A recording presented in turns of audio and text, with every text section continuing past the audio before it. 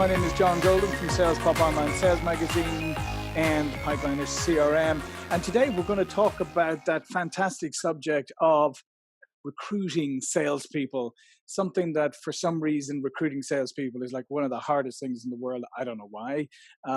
If I did know why, I would have recruited the best salespeople consistently over the years instead of like having the shall I say, Apache record in that area. So I'm really excited today to hear what our panel have to say about how to recruit the best salespeople.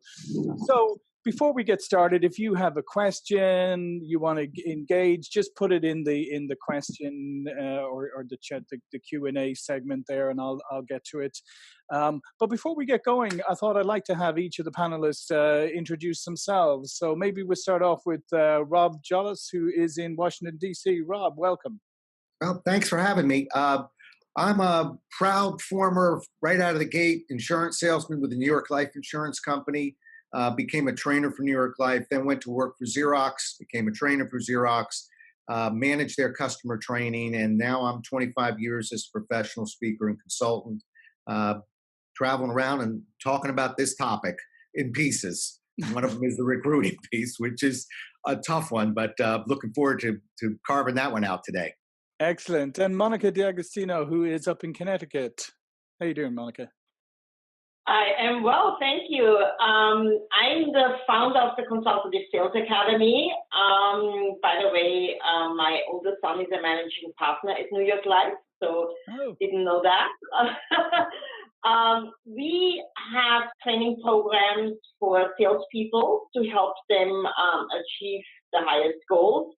We also have a sales assessment where we help companies understand whether salespeople would be a good fit for their organization.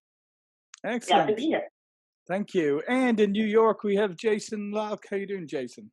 I'm doing great. Thanks, John. Thanks for having me today. I'm the director of sales at Closer IQ, where we are a modern version of a sales recruiting firm. So we actually have worked with over 350 startups specifically to help them scale their sales team, and recruiting as a function itself is its own type of sales job. So I oversee both our talent and client teams. So this is a topic that is very near and dear to my heart. I've been, after starting my career in finance and accounting, I've been in sales now for the last, startup sales specifically for the last almost 6 years. So very excited to be here today. Excellent. All right. So let's start off with a baseline question. Before you even start to recruit salespeople, what are some of the things that you need to consider? And maybe Jason would start off with you. What are some of the first things you need to consider before you even start the recruiting process? Yeah, absolutely. I think the way that we think about and advise a lot of our startups is that first you need to kind of design your talent architecture. And what we mean by that is to really reverse engineer the types of salespeople you need based on how your customer buys. So start with the customer focus first, right? Because that's where all sales should be. And if you need a transactional sale and that's how your customer buy, then you start building your talent team you build your team that way. If it's more consultative nature, then you build your team that way. So you start with the customer, figure out those types of people that you'll need that will be able to best sell to that customer. And once you have that idea in mind, then you start to look at things like where you are in your sales learning curve. That's a term I stole from Anderson Horowitz. But really what that means is that the very first salesperson you hire is probably more of like a Renaissance salesperson, probably has a little bit of technical aptitude and can do a lot of everything. But they're going to be very different from the person that you're trying to hire when you guys are at scale, you have your processes, and you just need more coin-operated people. So understanding really that talent architecture and where you are in that sales learning curve, I think are really important. Excellent. And how about you, Monica? What are some of the things that you consider before even starting to recruit? Well, I think that salesperson is a very broad term. Mm-hmm. And I think that most salespeople, pretty much all salespeople, are good at some things and not good at other things. Some salespeople are excellent closers. Some salespeople are really good at creating opportunities. Some salespeople are good at keeping the client engagement. So as an organization, you actually need to be very clear, what do you need that salesperson for? right? What is your internal process? If you have a strong lead generation, through other areas than, the salesperson, then you can probably hire somebody who's stronger at closing. So I think these are important aspects to consider. Excellent. And you, Rob, what are some of the things that you consider before starting to recruit? Well, I'm liking this panel. I think the first two have nailed it. I really do. And I love the part, Jason, where we're talking about kind of studying the patterns of the customer and realizing these days that one size doesn't fit all. For me, I think, I know that sounds a little corny, but I would love some sort of affinity or connection to the product. It's funny. We can teach process, we can teach many pieces, but if somebody doesn't believe in the actual solution that they're representing, it'll tear away at them. We're going to lose them. They're not going to be successful no matter what process we put behind it. So I was working with a client just recently who was working with a product that was a protein powder, but he had gone through gastric bypass surgery 10 years ago and actually lived on that particular product. And that made that a very interesting fit as I put the company and the person together, because there was a real connection to the product. That's a home run, but I think that you two handled it just beautifully. I would just salt that answer with, let's make sure that they really have a feel for the product. Yeah, no, I like that. Absolutely. I think having some kind of connection or passion for the product is going to help enormously. And people can see that. I think nowadays they can see whether you really believe in what you're selling or not. Monica, where's the best place to recruit salespeople? When you go to recruit salespeople or you advise on recruiting salespeople, where do you go? Or where do you advise people to go? LinkedIn. I think it's the business platform today. It really gives you a very good idea of many, many areas of what the sales, person is doing, what their background is, how well they are connected, how active they are, what their passions are. To me, it's the online business card these days, and that's my first go-to is LinkedIn. Mm-hmm. And reaching out directly to people? That really depends on the size of the organization and whether they have recruiters in place, whether they have HR departments. But yes, LinkedIn certainly is a network that encourages peer-to-peer engagement. So I don't think there's anything wrong with it. Some companies might not do that, but personally, I don't think there's anything wrong with doing that. Mm-hmm. And how about you, Jason? Where do you go to recruit? Well, obviously, since we do sales recruiting, everyone should come to Closer IQ. But no, I think we recommend most companies try it themselves first, because I think some people are too reliant on either like products or services that say they can help with this matchmaking. And there's a lot to be learned as you go through your own kind of discovery process on what that exact rep looks like.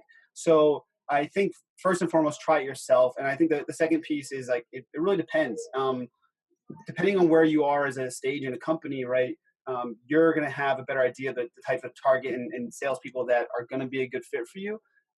But if you just go after one type of person on LinkedIn, it can be really fruitful, or it might just be a miss. So I think obviously LinkedIn is great. There's some other places like AngelList that you can also find some really scrappy folks. But the other options that are maybe like a little more old school are at sales networking events. There are a lot of really great events out there where their core audience are some of the best salespeople around. So if that's something that you're really interested in finding good sales talent, you can be sure there's going to be a lot of good enterprising salespeople there. And then if you're in a situation where you just don't have access to the candidate pool that you're looking for, or you don't have the time because you have certain hiring mandates you have to hit, that's when I think you want to augment your hiring practices with an agency or some other type of matchmaking service. Excellent. And what about you, Rob? Yeah, it's funny. I sort of work on the other side of this. I'm 6 years as a volunteer helping people who are in career transition. So I'm used to the other side of this. And it's funny you brought up LinkedIn. The nickname we give that is LinkedIn is the new resume. It really is an area where we can find out a lot of information. I also agree on the networks. Meetups are good too. The network meetings are good because now we've got people that are taking it upon themselves to try and get out into the community at least and connect. So I really do. I like those two events as well. And then the final area would be sometimes we've got people, for instance, Toyota is a client of mine. So we have people in that particular industry that unfortunately they do bounce around a lot, but they'll bounce from dealership to dealership. So on a broader scale, if we just looked at it in terms of if we were selling steel, whatever it is, just kind of finding those particular networks, at least we've got potential subject matter experts, at least people who have some background in the product. Maybe that's for another question. I'm not so sure that helps us or hurts us, but at least we've got people who have experience in the product. Yeah, and just moving on to another question, just playing off of what Jason said, and I want to hear from all of you. Using recruiters, okay, because let's face it, they're sales recruiters and agencies have been around for a long time, and a lot of people have had mixed experience with them. There's some great ones, there's some not so great ones. They tend to be kind of expensive. So what's your thoughts, Rob, on have you leveraged recruitment agencies before, and what should somebody look out for if they're considering using an agency? Well, yeah, the good news is I think they're really great. The bad news is not all of them are great. And so the hard part is to figure out, okay, am I dealing with a really good one, or am I dealing with a mill of sorts? And usually that's where I'm looking for third-party references. So I'm not trying to pull somebody out of a website search. I'm trying to find somebody who's had experience with that particular group. But I really do and again, working with people, not just salespeople who are looking for jobs, people who are looking for work. The right recruiting firm is a godsend. It's gold. It's just determining which one's the right one. And that's usually going to have to come from a recommendation of some sort. At least that's what I find. Yeah. And what about you, Monica? Using sales recruitment firms, what should people look for? I can only second what Rob said. I think there are some great ones out there. They are fantastic. And there are some recruiting firms that are mills, they're factories. They really don't understand the process, and it can be very frustrating on both ends. I've experienced, like years and years ago when I still was out in the marketplace looking for jobs, I've experienced some really, really bad interviews by recruiters where clearly they just didn't understand the space. They didn't understand the questions to ask. And it's hard to find good ones. I'm not saying it's impossible, but I would also go with a recommendation. Yeah. So, Jason, this is obviously in your ballpark. So, as I said, there's a lot of recruiters out there, sales recruiters that have been around for a long time. How do you guys differentiate yourselves, and what should somebody who's considering using an agency or recruiter, what should they be looking for in order to make sure that they go with one that's a really good, reputable one, as opposed to the factories or the mills we talked about? Yeah, absolutely. So I think having some type of trusted reference is super key, because it can be really difficult to sort out the good from the bad. I think the things that if you're looking for a new vendor in that sense, you want to look for some domain expertise. Have they done this type of hiring before, right? Like you want them to be very specialized in what they're doing, because there's a lot of generalist type agencies out there. So if you can find someone that's specific to what you're looking for, whether it's automotive sales, SaaS sales, media sales, whatever it is, someone that can do specifically that's going to give you a higher chance of success. And I think the last piece is you want someone that is really going to just be an extension of your hiring team, right? So if they're not taking the time to really get to know the spec, understand what your qualification criteria are, understanding what you're sensitive to and might want to avoid, like that there's a certain amount of time that should take for that to start things off on the right foot. And if they're not taking that time and they're willing to work just off of a job description, then they're probably not being thoughtful enough how they're going about it. So I think what it really comes down to is specialization and level of service. And those are some of the signals that you can look to for that. Excellent, perfect. Some great advice for people out there. And Monica, what are some of the best predictors of success for a salesperson? So if you're looking at recruiting somebody, what are you looking for? What are you particularly looking for that will help you predict whether they can be that they'll be a success? For me, it's very simple. It's one indicator: their ability to listen and process information. I just interviewed a salesperson last Friday, and I call it talk yourself out of a sale. There's many salespeople who talk a lot. They talk themselves out of a sale, and this person did exactly that with me. Every single question I asked him, he responded with how great he was, what a good fit he would be for the position, and he never answered any of my questions. And at that point, you know that this is his behavior that he's going to showcase with a prospect. He's not going to listen to what they need. He's just going to push the product and their service, and he's not going to look for a fit. And to me, that's just the number one indicator of not wanting to hire that person. Mm-hmm. And how about you, Rob? What are some of the predictors of success that you look for?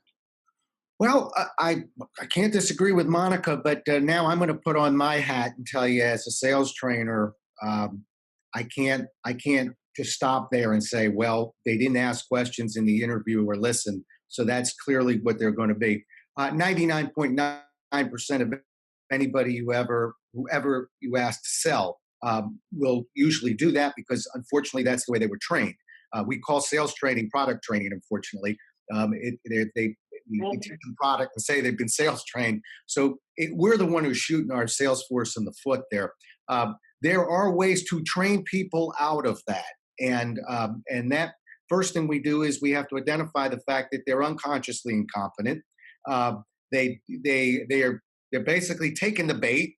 But I can't just say that everybody who does that couldn't sell, because we wouldn't have a sales force. What we have to do is find really impactful ways to train people out of that. And one way is to not just stand up there and tell people to ask questions and listen. Everybody thinks they're doing it. It's called unconscious incompetency for a reason. They don't know that they don't know. So what I like to do is actually do certain exercises to bait them into exactly what happened to you, Monica. Get them, they'll certainly have a conversation about how important it is to ask questions and listen. And you heard the saying, what we hear, we forget, we see, we remember, what we do, we learn. If we do it in a more impactful way and don't just run through the stop sign on that issue, I think it can be trained out. So I'm going to go from real fast from a different angle and say, I got to believe them. And that's a hard one to train. And if I can crowbar my book in, I have a book coming out on next Tuesday called Why People Don't Believe You. But it really deals with more of not what we say, but how we say it. And that tune's important, and some people can't hear the tune. Their tone doesn't match up with their words. And I wouldn't have written a book if I didn't think there was a way to address that. But that's a hard one to teach. It's like teaching somebody music who can't hear music. That's a tough one. Yeah, no, absolutely. Yeah, and just a note, as Rob said, he's got a book coming out next week. I encourage you to go look at it. I think I even wrote a testimonial for it. Yes, you did. So, Jason, when you're looking at recruits, what are you looking for to give you some sense of the predictors that they'll be successful? Yeah, so I think to kind of parlay off what Monica and Rob were saying, one of the things that's super important is, can they tactically connect the dots, right? So can they listen, digest, and then give you something back that's meaningful? So throughout the process, whether we're interviewing internally or for candidates that we're placing, we're always looking for that ability to connect the dots, right? Because that's what sales is about. You need to be able to deliver value to someone else's pain, and so that's, I think, if they can do that in different scenarios or throughout the process, that's really important. And then I think some of the other things that are more like historical benchmarks that you can look at are, there's obvious things like quota performance, but what's even more powerful is something that's more relative, which is how they've ranked against their peers. So whether that's been in school, whether that's been in another sales job, whatever it is, have they been able to look at the people to their left and their right and outperform them? Because that's going to give you a really relative measure on how good and how competitive they actually are. Because at the end of the day, right, sales is a very unique job because you're going to get what you put into it, and you need to be able to have some type of internal motivator after you hear your 99th no to go out and get that yes. And if you haven't done that in the past, then in whether it's sales or some other scenario, then it's going to be really tough for you to or for me to trust that you're going to be able to do that in the future. And so I'm looking for some type of rankings against your peers, or whether you've been promoted multiple times at the same company, which is a good sign that you're like the company and that you can move the ranks. Stuff like that, I think, is super important. Yeah, no, the excellent points. And Monica, okay, so you mentioned probably one of your first round of qualifying, when you're qualifying a candidate, and you said, the ability to listen. What are some other things that you would use in an initial interview to qualify somebody in or out? I usually ask them to do a follow-up and a written follow-up, because I believe that writing skills are also very important. The way people engage online and the way they can express themselves has become increasingly important with email, social media. Maybe all the thank you cards way back when we didn't have any of those vehicles.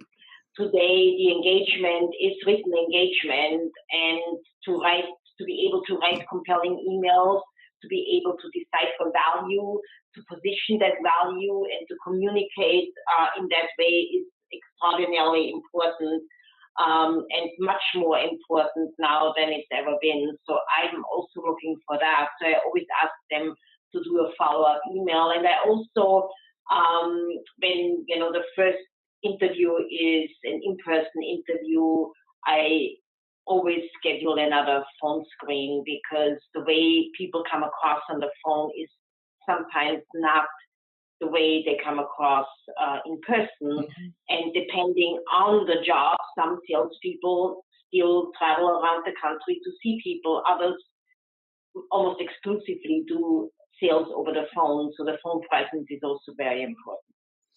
Yeah, I really agree with those, and I think what you mentioned there about written, I think is very important, because we live in a culture that celebrates casual now, and I think sometimes people take that to start to be casual before they've earned the right. And I always advise people, I'd say, you will never be dinged for being too formal or polite, but you certainly will on the opposite end.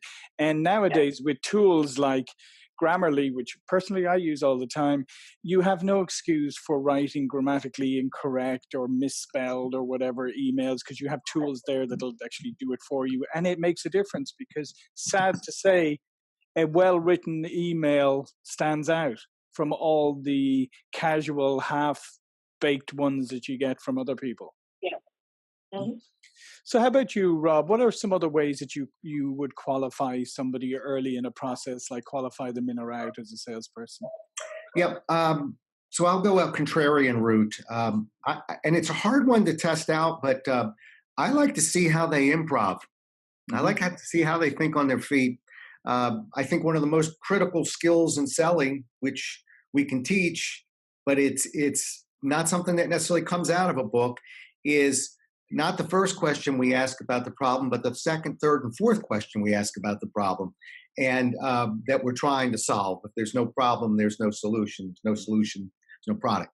So we can almost, I hate the word script, but we can almost write out certain questions that need to be asked. But really, where the rubber meets the road for me is, Okay, well, what happens when the customer or prospect or client says, "Well, that's a good question, and that's never really been an issue, but it certainly has the potential to be one. What's the move?" And we all know that. Well, I'm not going to fix that for you. I'm going to study that, and that requires thinking on your feet. So there are actually skills that I use that when I'm working with companies that have certain activities they can put people through that will just test basically how they think on their feet. If they can do that, like I said, a lot of other process behaviors we can get by, but that to me, that's a great indicator. Yeah, no, for sure. And I had a great senior vice president of sales at one company I was running, and shout out to Stephanie. I don't know if she might listen in, but she had this great one where you would go through the formal interview in the office, because this was for outside salespeople. Go through the formal interview and all that, and do role playing, and it was all quite intense. And then she would say to the person, "Oh, let's go for lunch," right? So then to take them out for lunch. What happens at lunch? Some people suddenly switch off, suddenly get into casual mode, suddenly think, oh, well, the formal piece is over. Some people have horrendous, table manners. The amount of stuff she could learn off of the lunch compared even to the interview stuff, it was often a big early qualifying out scenario, but it was amazing how people didn't realize that they were still being interviewed. So how about you, Jason? What are some of the ways that you early stage qualify people in or out? Yeah, so I think one of the things that you're kind of hitting on there, John, I think was just general awareness, right? Salespeople need to be chameleons. They need to be able to match tone or engage, lift up when in certain situations, pull back in certain situations. So I think that's super important is trying to gauge that awareness. I think there's some other things that I really like to see. We actually will every first interview is a video screen instead of a phone screen. Right. Because there's a lot of false positives of people that did well on the phone, but when you meet them in person, that it's totally different. So I want to test a little bit for just what their general mannerisms are. Are they technology savvy enough to set up a phone screen and aware enough not to like hold a phone for the video screen, but actually have like a static monitor that they're looking into? So there's like little subtleties that come from that. And like straight away dig into the red flags, right? Like if there are gaps in their resume, if they left the job early, or if some of their numbers seem like really bad or really great, I want to understand that and see if they can tell that story and give me the context around it. Because at the end of the day, that's going to be the experience that I'm hoping they're going to be able to lean on. And then the last piece that I like to use as a qualifier, it goes off the written assignment or the written follow-up that Monica was talking about, is we like to give someone a written assignment that we know is going to take them a little bit of work, and it's not just like a 5-minute thank you note. It's, hey, here's 6 or 7 questions that we have. We want to see how well you write, and both in a professional setting and just a more casual setting. And if you really want the job bad enough to turn this around within the next like 24, 48 hours, even though it might take you anywhere from like 45 minutes to an hour and a half. Yeah, no, I like that, because I think that's a great qualifier there, is to see whether somebody actually is invested enough in wanting the job that they're prepared to put the work in, because obviously you get a lot of people who just throw their hat in the ring and don't really want to put the effort in. And if you say, okay, you want to put the effort into getting the job, what kind of effort are you going to put in when you have the job? Monica, what are some of the other tactics you use? One of the things that at a former company that we used to use as a baseline was role plays, right? So we would bring people in back when I was at Huthwaite, because you were selling sales training and sales consulting, so you needed to be able to sell. You needed to be able to model the product. So we would do a lot of role playing, bring people in, give them scenarios, and then really role play. And they were, pretty tough role plays. What are some of the things or tools that you use to really, once you've got people down to a short list, to really start to sort out who are the real potentials from the rest? I give them a research project. That's another area that I think has become increasingly important, is the ability to research and to really understand who are you approaching and how you're going to engage with that person and that organization. I can tell you as a business owner how many phone calls I get from salespeople who have no idea what I do, no idea about my organization. They just rattle off a pitch.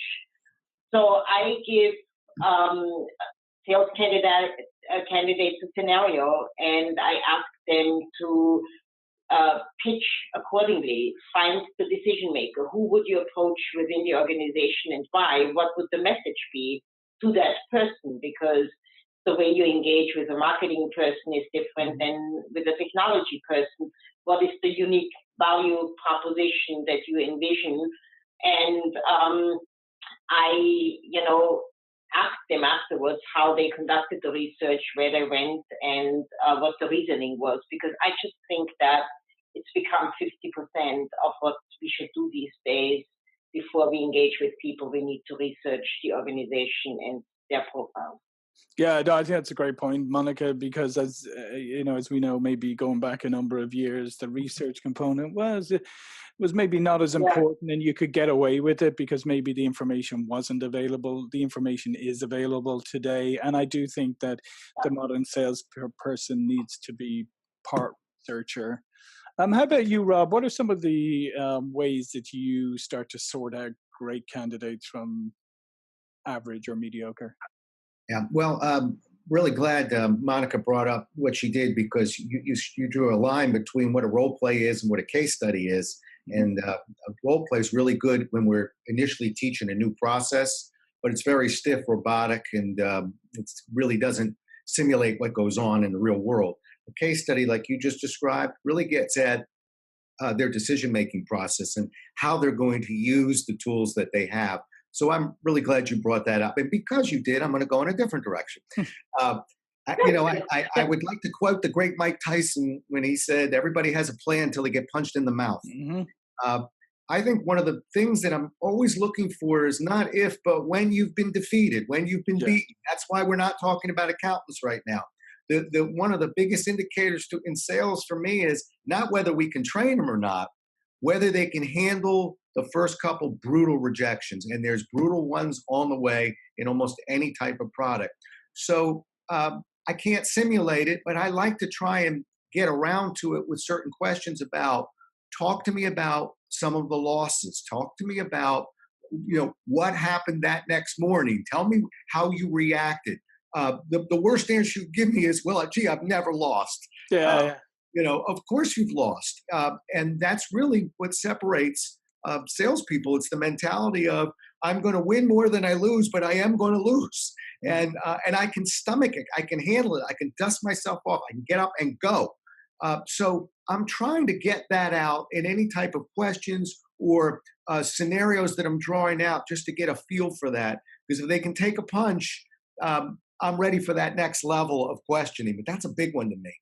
Yeah, I totally agree with you, Rob. And I think it's always more fascinating and in an interview when you can get somebody to talk about setbacks and, how they reacted to setbacks, and that they have the confidence to tell you about those setbacks. Right. Because as you said, there's nothing worse than the person goes, no, I can't think of anything that's really, no, everything is, you go, yeah, come on. I could name 50 setbacks I've had, and a lot of punches and exactly how you react to them. Jason, just come back to you for a moment. There's something that you touched on there that I think is really important nowadays, is that a lot more selling is done online, right? Whether it's done like we're doing now, virtual face-to-face, or just, audio, whatever. That's starting to raise other skill and competency issues that didn't exist so much a few years back. How do you gauge for that, or what do you do to understand whether people have the capability to sell effectively virtually if that's what their job requires? Yeah, I think it kind of plays off of what both Rob and Monica were saying there, where you need someone that's going to come in prepared, right? So in Monica's case, right, they need to prepare enough work to get ready for this case study, and Rob's, they should have thought through these types of behavioral questions, right, where at least they have a few to go off of that they can take in different directions, and usually talk about a typical story arc, right, where they failed but were able to succeed on the other side. And so for I think preparation, understanding that someone is going to come in prepared, right? That's a pretty evergreen characteristic. And then I think some of the things that you're gauging for, some of the softer stuff along the way, right? And that's going to go back to both like how they can match tone with whoever they're speaking with, how they interview with different people across the company. It's also great if you can get some 2-on-1s in there, because then you're getting the same information output from the candidate, but you're having two distinct people listening, so that they'll be able to form their own opinion on the same data set. And I think like at the end of the day, that they really want to kind of put that into like a matrix or a grading matrix of sort, if you have it, so you can start to compare these objectively. And I think the most powerful thing that you can do after you've kind of gone through that and kind of level set people against each other is, if possible, is a back channel reference. It can be the most powerful thing you can do to narrow down your list of candidates and get a really good understanding of what they've been like as an employee before. And you should predate that by asking them questions during the interview process. Hey, I'm planning on reaching out to your references. What are they going to say about X, Y, and Z? Whether it's your work ethic, how did you compare to your peers, some skill basis? What are they going to say your biggest improvements are? Because that'll give you a good understanding of both their candor, their awareness, and if these things actually reconcile. Yeah, absolutely. So, Rob, on that note about references, here's something that I always think is interesting, like, because I occasionally get people ask me to be references for them, and a recruiter will call me, or an HR person will call me, and I often find the questions are a little bit rote, and it's almost like a checklist, and I don't really think that they're really getting that great an insight. I try to provide as much as I can. But what kind of questions would you suggest people ask references, or if you want to dig into somebody's background, what are some better questions or things that you should be looking for? Yeah, and this is a little bit above my pay grade. I'm real interested in the other panelists in this one, but I'll take a shot at it. Again, I'm looking for instinct. I've been asked many times to go ahead and be that reference. Sometimes I'm a little disappointed in me, the people that really I had no business being a reference for. Mm-hmm. But I'm not. But if I say I'm going to do it, I'm not going to say, "Gee, I don't know the individual." I'm going to sell the individual. It's what we do. So I don't. I always question the whole reference area, but I think. To answer your question, my gut, and I'm just coming from my gut here, not an area of expertise. My gut would be, rather than ask them the classic questions, I'd be wanting specific examples that they can cite of certain things that would give me a sense of their that other person's, I refer to it as their athletic ability, their ability to adapt, as we talked about a moment ago, their ability to handle a loss, their ability to function when a team isn't functional, or a product that is going out poorly. How do you, when you learn about a company, what do you learn about? You learn not how they are when they do well, but how do they function when they don't do well? That's usually an indicator of what kind of company we're looking at. So my questions would be trying to dig out what happens when things don't go well, and what did they hear, and what was the reaction. But unfortunately, I never get questions like that when I'm a referral. I get the basics, and I always wonder, what value am I? Yeah. But what did they do particularly well, and what areas for development would you say they have? I mean, that's normally the questions around. Hey, Monica, what do you think are better questions that people could ask to really get some good information from a reference, rather than just saying, okay, well, I called 2 references, I checked the box, and here we go? I want to add to what Rob was saying. I don't really believe in references. I'm a big reference fan. I'm European. We don't have reference checks, and companies are still fine. Who are you going to put as a reference? You're not going to put anybody on there that is not going to say positive things about you. If anything, my husband, who used to be a recruiter, what they would do, they would call other people other than the references that were listed. To me, that's a little bit more meaningful in that sense. And then it all comes really down to the good questions that you ask. And I like what Ralph said, like how did, that person handle not meeting quota? What was their reaction to it? Did they become frantic or more organized and strategic? Things like that, really depending on the organization and what you're looking for. But the overall sentiment for me is I don't really believe in that. Well, how about you, Jason? How do you handle references and how can you make them effective?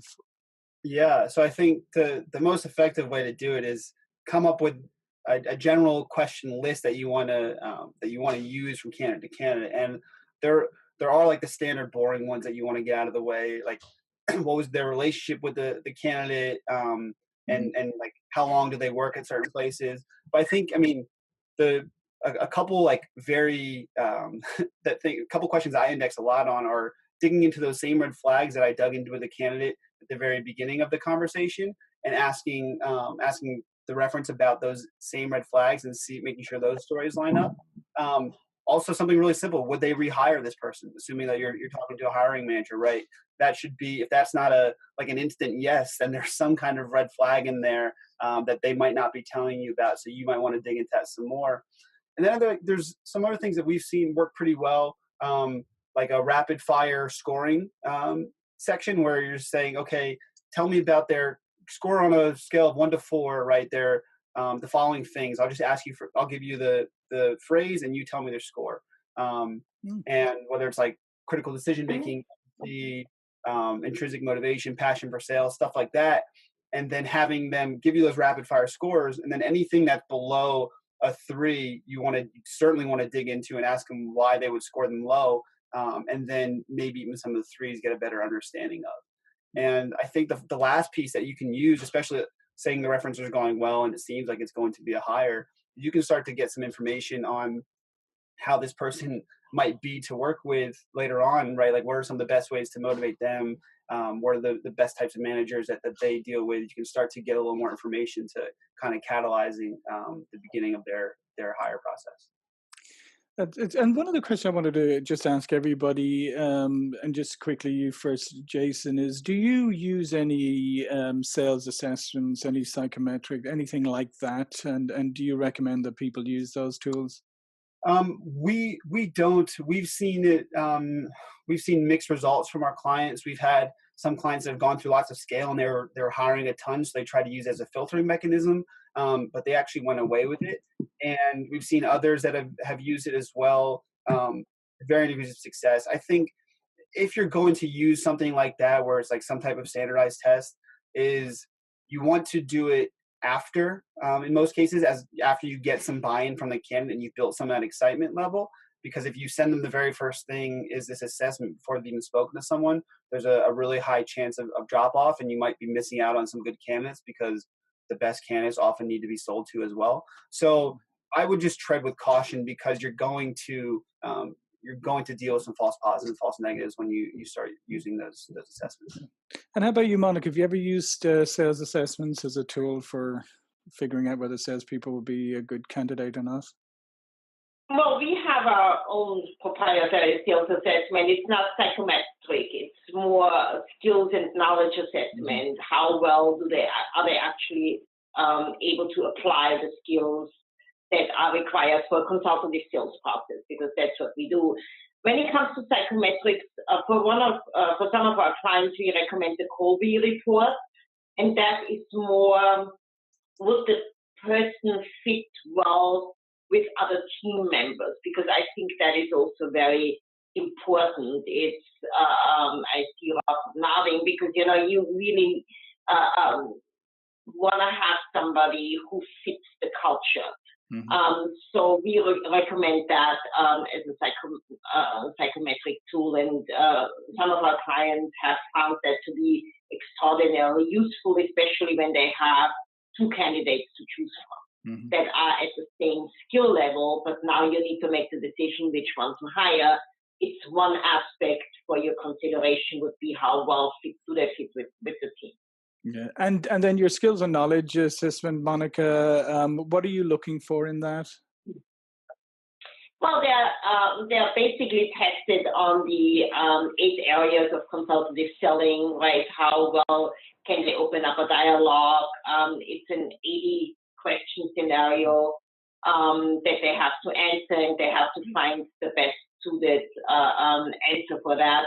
And it gives us an idea on how well they actually are able to engage, with prospects and overcome objections, ask the right questions, things like that.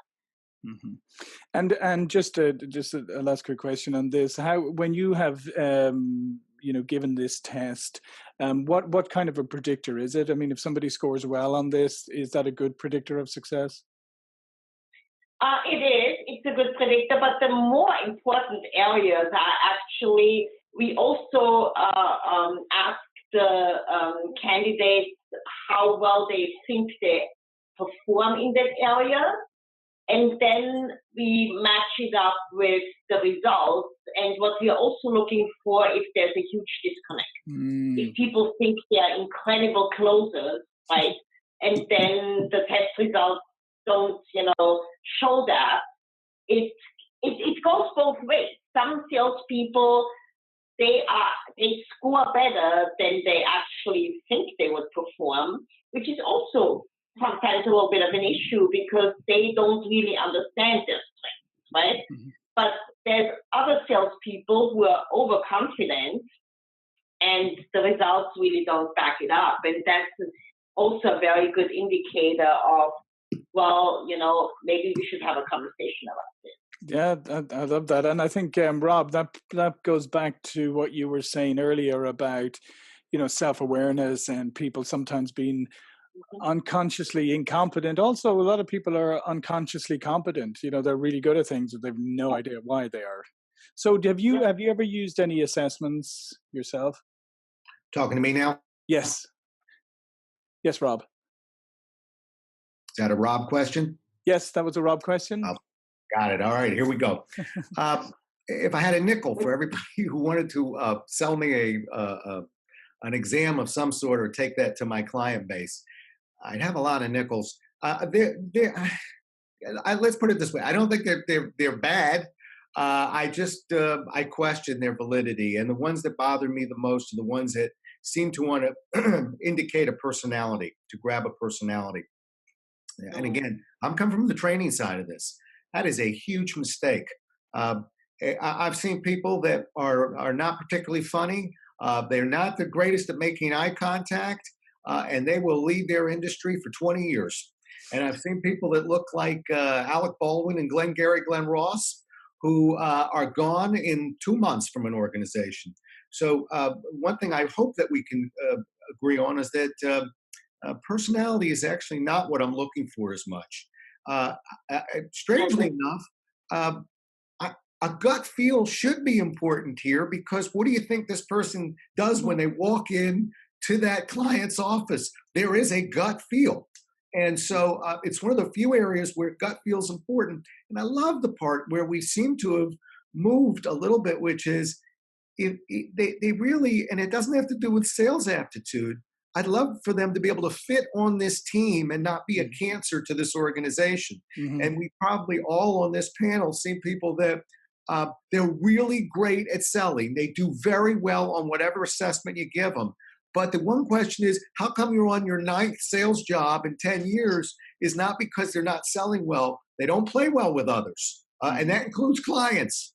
And so I really am looking for that team aspect. I'm going to keep sitting back on my one piece and tell you that as a sales trainer, as long as somebody is willing to be trained, it's rare that we can't train them, particularly when we know that personality is not the driving factor.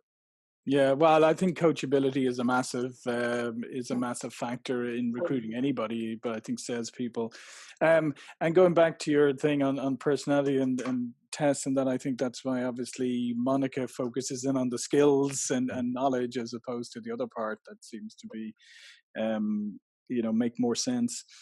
Okay, in the last moment, let me just run around each of you and just ask you: do you have any last piece of advice for people when it comes to recruiting salespeople? Maybe Jason, if you want to give us your last thoughts around recruitment of salespeople. Yeah, I think it's hard to distill it down into just a couple points, but I think the things that you want to look out for: attention to detail, whether that's going to be in their emails to you, their writing assignments, their mock pitches that you're putting them through, making sure that they are coming prepared and paying attention to the small things. I think project really well, and you want someone that's really engaged. It kind of goes back to Rob's point earlier about having passion for the product of the industry.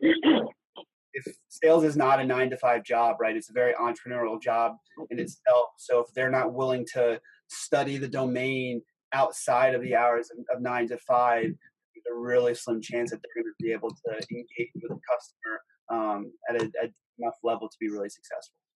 Yeah, excellent. And Monica, last comments on recruiting salespeople. Two things. People buy from people, so the ability to be able to connect with other people, whether it's on the phone, written communication, however, they prefer to do it. But they need to be able to connect. And then their ability to live with rejection, because it's a constant companion in sales. And if you can deal with rejection, it's the whole profession to be in for sure.